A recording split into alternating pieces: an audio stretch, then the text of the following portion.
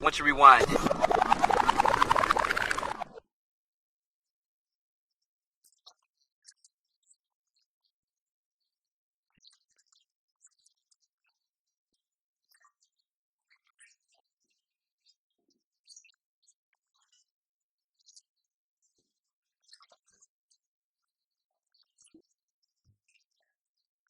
Esta es Happy End, una película checa que transcurre del fin al principio, en sentido inverso al tradicional. Toda ella, se podría decir, es un flashback. Es un recurso poco utilizado, pero que de vez en cuando reencontramos en películas, videoclips o anuncios, y que responde a un reto clásico entre narradores. ¿Puede contarse una historia desde el final al principio? ¿Podemos alterar la tradicional presentación, nudo, desenlace sin aburrir? Para el espectador contemporáneo seguramente resulta imprescindible forzar las convenciones narrativas, no para confundir, sino para estimular la atención.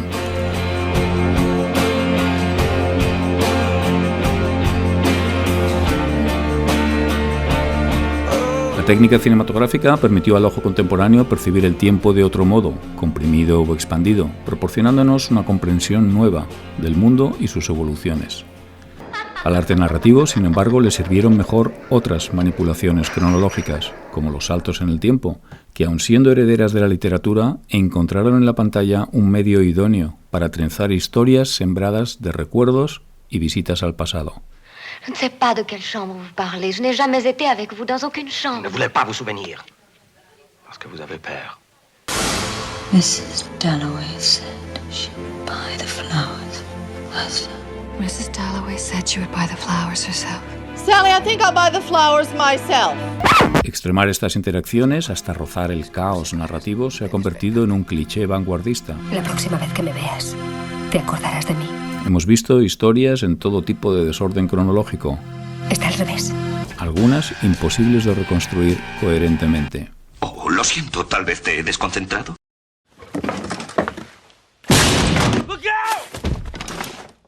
Y sin embargo, algunos títulos a los que podríamos llamar de narrativa cuántica Where's the remote control? Where's the fucking remote control? figuran entre los más interesantes del cine contemporáneo y evidencian nuestro interés por otras maneras de entender y representar el tiempo.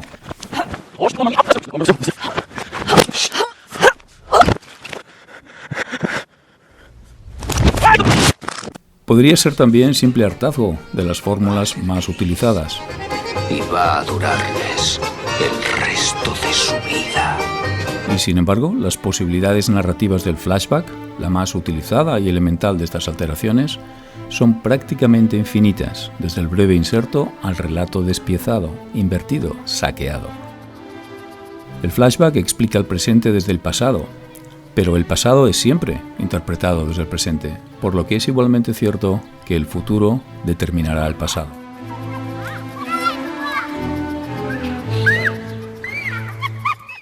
O lo que es lo mismo, del pasado suelen interesarnos fragmentos tan concretos y aislados que rara vez aportan conocimiento trascendente.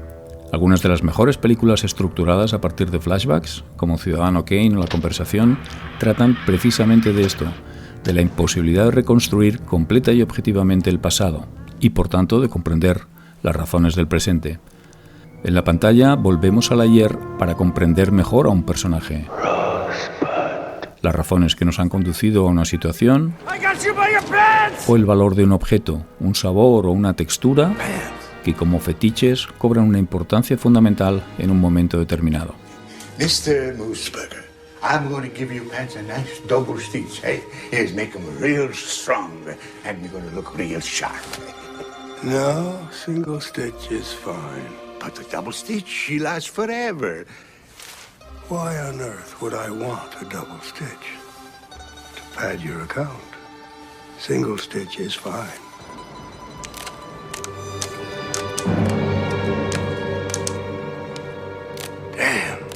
Los flashbacks se hicieron populares en la década de los 30, a partir de melodramas y películas de misterio en las que, dosificando la información sobre el pasado, se jugaba con el juicio del espectador.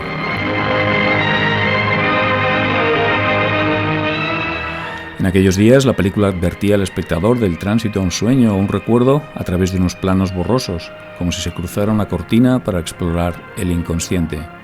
Hoy, naturalmente, los sueños y recuerdos irrumpen en el relato sin aviso de ningún tipo. Tienes razón, no podemos evitarlo. Algunos códigos como este no solo se han abandonado, es que los hemos olvidado. Se está mejor en casa que en ningún sitio. No sabemos ya ni localizarlos ni interpretarlos.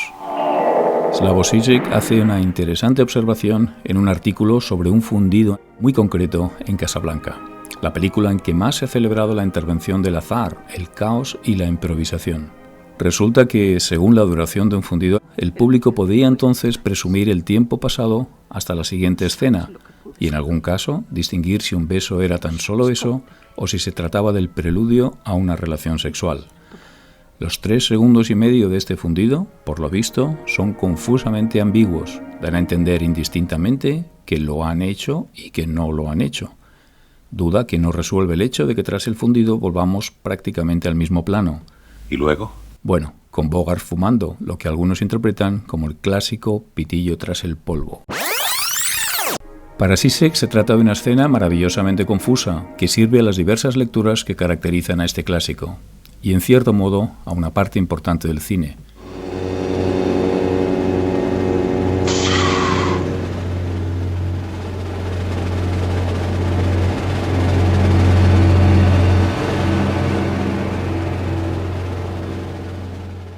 La secuencia final de Taxi Driver es real o tiene lugar tan solo en la mente del agónico Travis. Y el plano final de Todo está perdido, con esa mano que salvaría al protagonista, ¿es un delirio pensado para aliviar al espectador? El impacto cultural del psicoanálisis tuvo una enorme relevancia en el imaginario de la primera mitad del siglo XX y determinó en el cine, incluso en el más comercial, la posibilidad de mostrar escenarios en los que lo real y lo imaginado, lo presente y lo recordado, la vigilia y el sueño, se confundían sin conflicto. Uno de los más bellos, el que mostraba Peter Ibbetson, 2 amantes que tan solo podían encontrarse en sueños.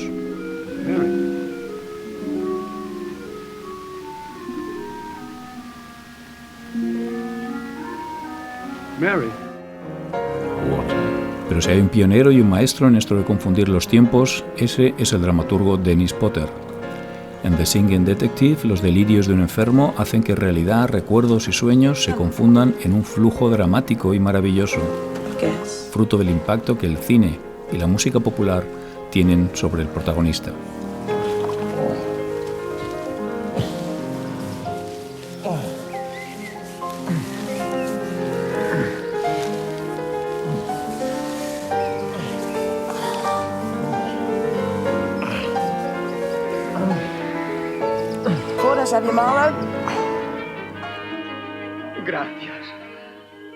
Gracias. Tampoco Johnny tiene muy claro dónde está. El pobre soldado mutilado es incapaz de distinguir sus sueños de su vigilia o de sus recuerdos. Tampoco podría el espectador, de no ser por el uso alternativo de color y blanco y negro. Dalton Trumbo tuvo que decidir si la realidad debía ser en color o lo imaginado merecía esa suerte. No es un código firme en Hollywood. Oz era en color, Pleasantville en blanco y negro. El cine ha construido, a través de algunos motivos visuales, su propio lenguaje universal, que no depende en este caso de la mesa del montaje, sino del valor simbólico que adquieren algunos elementos en la puesta en escena. Por ejemplo, muchos retornos al origen, al hogar de nuestra infancia, vienen representados por un campo de trigo.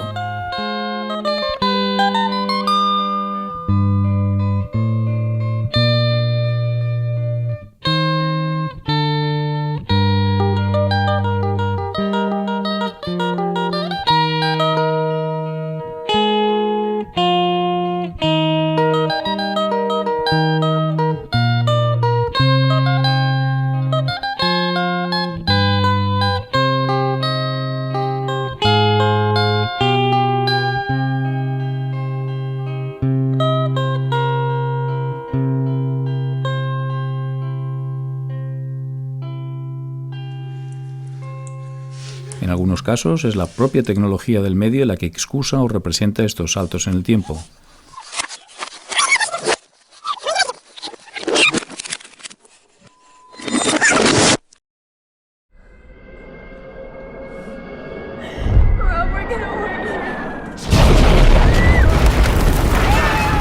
de los usos más originales del flashback tiene lugar en Monstruoso, película que presenta una catastrófica invasión de extraterrestres a través de una cinta de vídeo doméstica, en la que han sobrevivido fragmentos de lo grabado antes. En un romántico y soleado día en el que nadie puede anticipar la oscura tragedia que se avecina. Yeah, all right, we're almost out of tape. We got like 3 seconds left. What do you want to say? What do you want to say? Last thing speaking. I had a good day. En Irreversible ocurre algo parecido. Recorremos la historia de una violación en sentido inverso, desde la brutal venganza del novio hacia el violador, pasando por la violación y terminando en los apacibles días en los que nada parece advertir a la protagonista de lo que la espera. ¿Nada?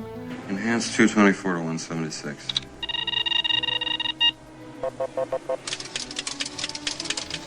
Gaspar Noé ocultó un curioso comentario sobre las premoniciones en la cinta.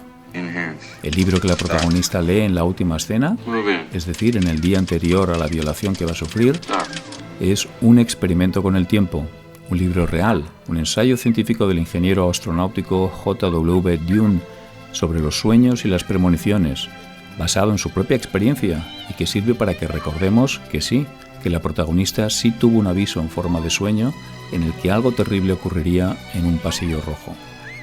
Las premoniciones, como interludios entre el pasado, presente y el futuro, tienen en un breve y excelente corto de David Lynch su mejor ejemplo: Premoniciones tras un acto demoníaco, en el que una madre presiente que algo malo está sucediendo a su hija.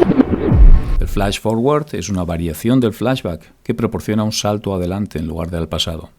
En alguna ocasión el salto adelante es tan solo imaginario.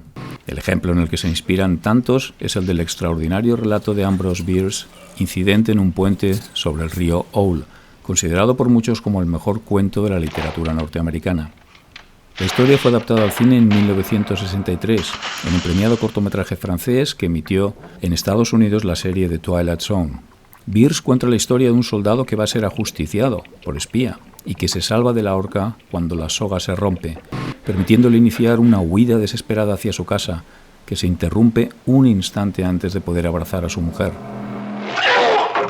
Todo el relato transcurre imaginariamente en el instante de su muerte, como ocurre en Lost Highway, Brasil, la escalera de Jacob. También fueron un sueño El mago de Oz, en compañía de lobos, Abre los ojos o Mulholland Drive.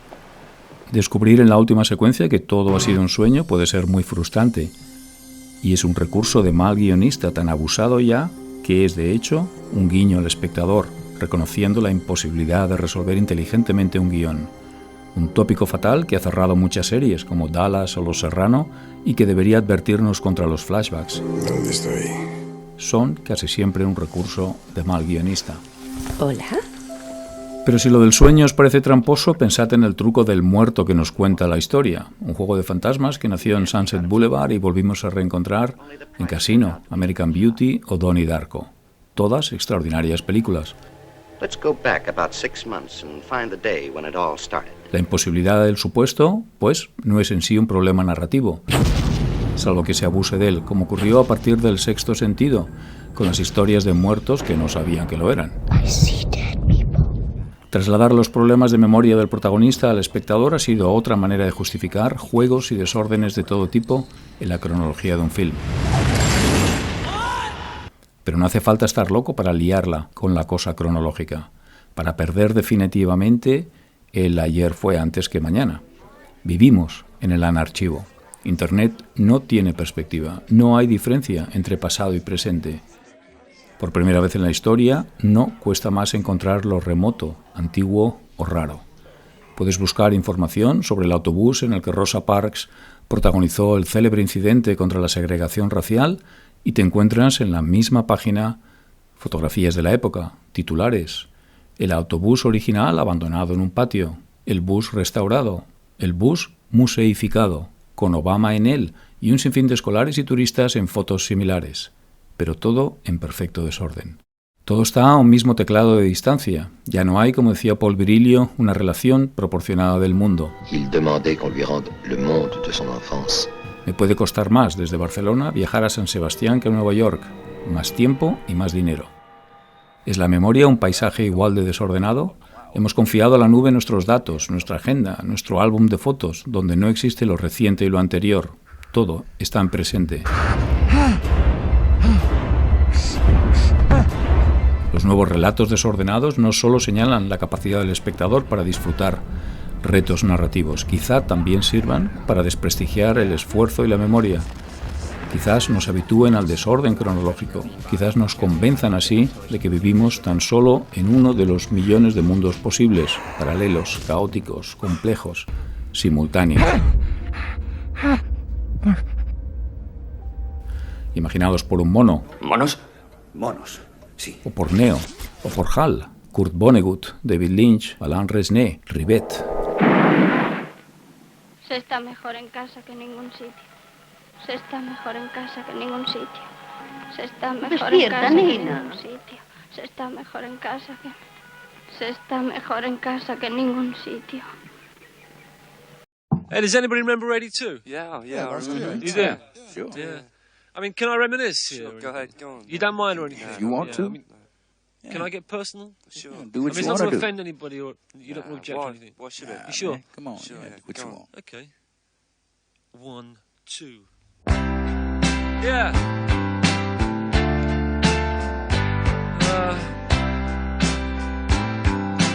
Well, let me go back further. Let me go back further, if I may. Yeah, please do. Go on, yeah. It was a rainy afternoon. It was 2, maybe 3 months ago. I first started to reminisce. I first started to reflect. You know, I was walking by the Thames at the time, and I started to think about the summer of 1980. So what I did, I wrote this down on a piece of lined white paper, while I still felt strong about it. Here's what I recall.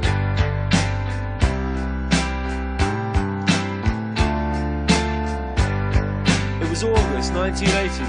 I was searching for the spirit of Brendan Beale in the bars of Dublin.